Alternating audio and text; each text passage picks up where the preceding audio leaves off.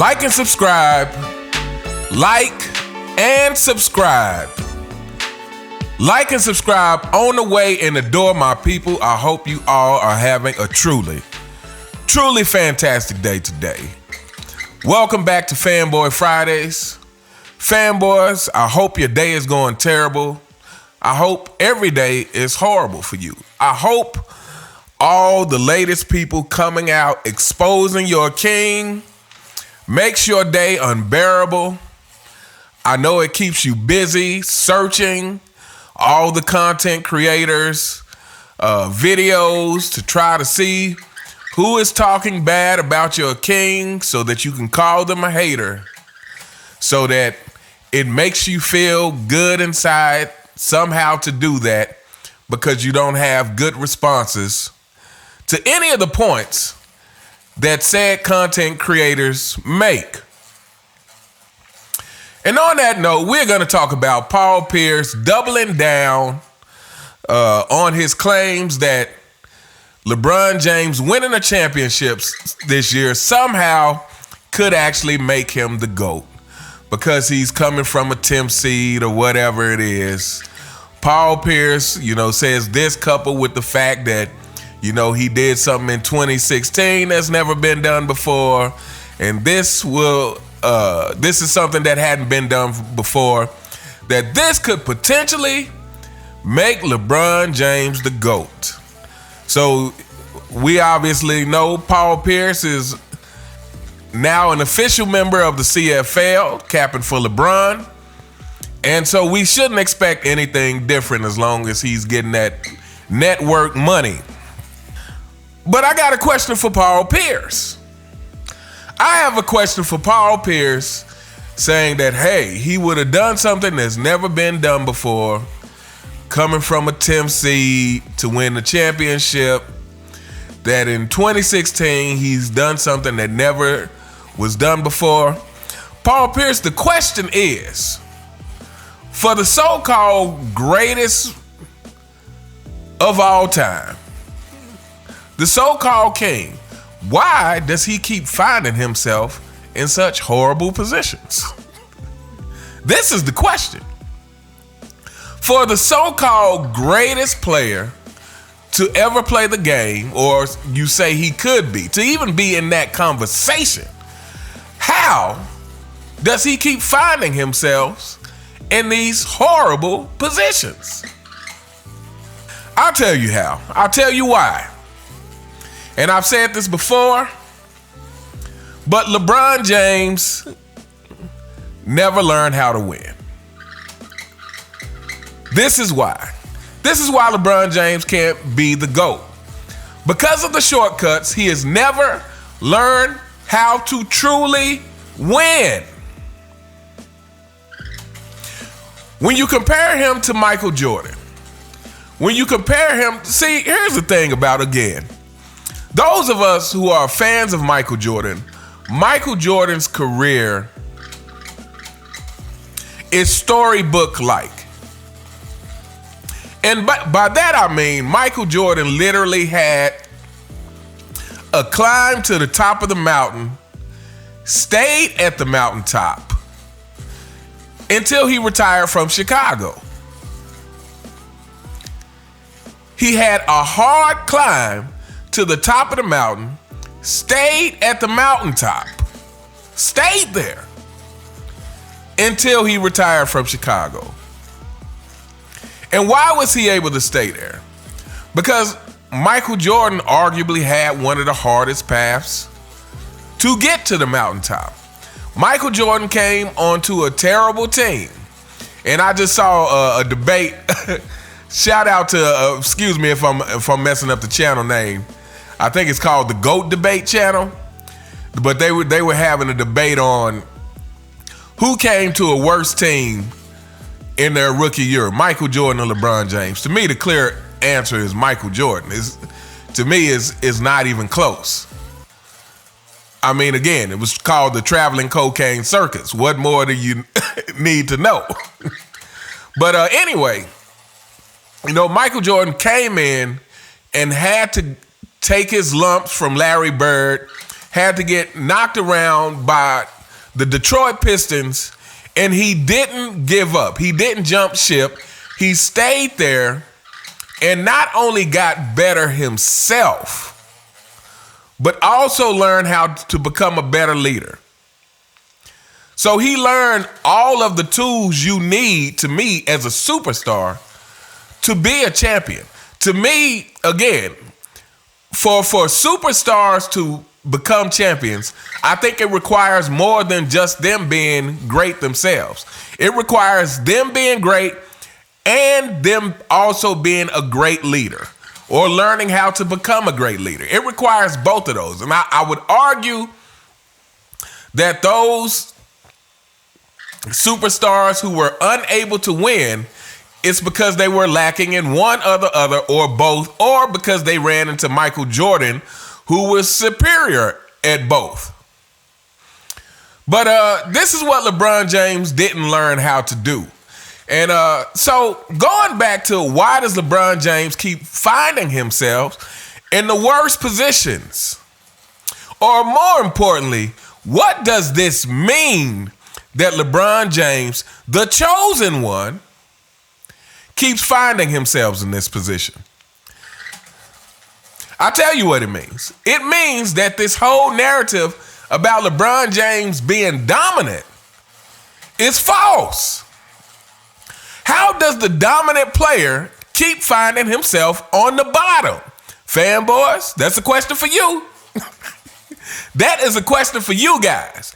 How does this so-called player who's dominated for a decade or more, like you guys like to say, I don't think he's ever had a period where you could say he just totally dominated. Even in Miami, because he had a super team, I mean, to me, that takes away from that supposed domination. But how can a player who's supposedly so dominant keep finding themselves on the bottom? Again, Michael Jordan was dominant in so many ways, like I said, because once he reached the mountaintop, he stayed there for a period of time. 2 three-peats. A three-peat, retired, came back, another three-peat.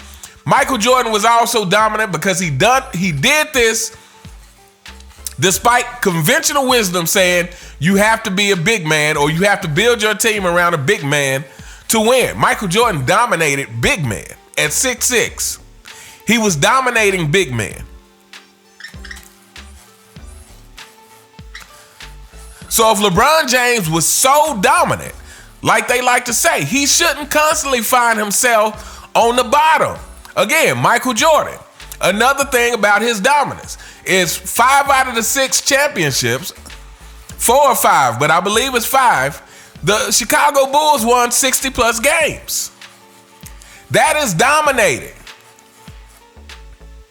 That's domination.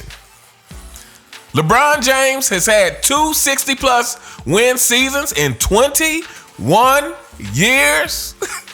and he only got a championship off of one of them in Miami. Only 2 60 plus win despite picking his teammates, despite picking where he wanted to play. So yeah, that's the question for Paul Pierce. That's the question for you fanboys.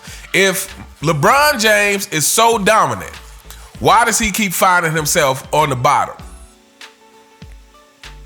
Which one is it? Is he the greatest player to ever play according to you guys? Because if he is, that means he should be the X factor. He should be the guy making sure that they don't end up in these positions to have to make the greatest comeback ever. That is a sign that he's not dominant. And that's also a sign that he never learned how to win. Like I said, the fact that LeBron James jumped ship from Cleveland, he missed lessons. And those lessons he didn't gain in Miami. Yes, he learned some things in Miami, but he didn't learn the things that could actually keep you at top like Jordan did. Because if he would have stayed in Cleveland, he would have had to do two things. He would have had to become a better player himself and become a better leader. Because one of those 60-plus win seasons was with Cleveland before he left. So you fanboys who like to keep trying to trash Cleveland like he was dragging nobody, so like the team was good defensively, and under the right leadership, that team would have thrived. But again, LeBron James did not stick around to learn those lessons that would have actually allowed him to sustain true dominance, to learn the mental toughness side of it. Like hearing LeBron James talk on this ridiculous podcast with him and JJ Redick is, fanboys, this is the worst thing that ever happened to you guys. LeBron James in that podcast with JJ Redick is the worst thing that could have happened to you guys, because this guy is just like rolling out the exposition on himself. Like he is just exposing himself in a way that, yeah, you guys are not going to have a leg to stand on. But yeah, learning the mental toughness, learning how to sustain that. So like, okay, right now, so one of the narratives is, you know, the whole comments by AD saying that they're ready for Denver and yada, yada, yada, you know, ready to get their revenge, and after being dominated by Denver for the last couple of years. And here's the thing. When you feel like you have a reason to play, whether it's to protect your pride or whatever it is, then yes, you play harder, you play better. So if I'm being honest, I'm not gonna 100% count the Lakers out against Denver. I don't think they're gonna win. I don't think they're gonna win, but I'm not saying it's not a chance that they won't, simply because, you know, if they actually take pride enough, feel ashamed enough by the way that Denver has dominated them, well, I mean, they have the talent on the team to make it happen. They have the talent to make it happen. And we know Commissioner Baltimore wants the Lakers to win. LeBron and Commissioner Baltimore, we know they have a pact. So, but again, the difference between LeBron James and Michael Jordan is LeBron James did not learn those lessons of how to maintain that mental toughness from season to season. Michael Jordan said that each championship, the last one is the hardest one. Why is that? Because you have to maintain that reason to play, that reason to want to dominate, that protection of your pride, whatever it is that brings you to the same level of the first championship, that brings you to the same hunger of the first championship. To me, the first championship is the easiest because everybody's hungry. Everybody's hungry, everybody wants it. But each championship you have to dig a little deeper to maintain that. This is what LeBron James has not learned how to do, because LeBron James has wanted everything handed to him. Because LeBron James has felt entitled to the best players. He felt entitled to all these ridiculous foul calls. The bigger, stronger, faster guy feels entitled to all of these foul calls. While he's hardly getting fouls at all himself. So LeBron James never really learned how to win. He never learned how to maintain that mental toughness from game to game, from season to season. And here's a clue, fanboys, it all starts in practice.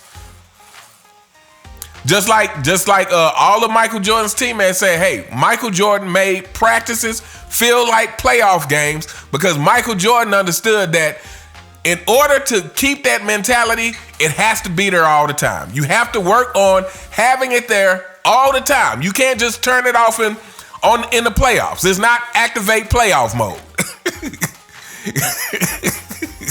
LeBron James doesn't have a real playoff mode, which is why he has 6 finals losses. Again, that consistency has to be there from get-go. That consistency has to be there in everything that you do. And it starts with practice. If you're practicing in a lackadaisical manner, you're not just going to be able to turn it on full throttle in the game, from game to game, elevate it in the playoffs, go 6-0 in the finals with 6 finals MVPs, and never go into a game 7. You're not going to be able to do that unless you make a constant habit of maintaining that mental toughness, of playing hard every time, of practicing hard every time.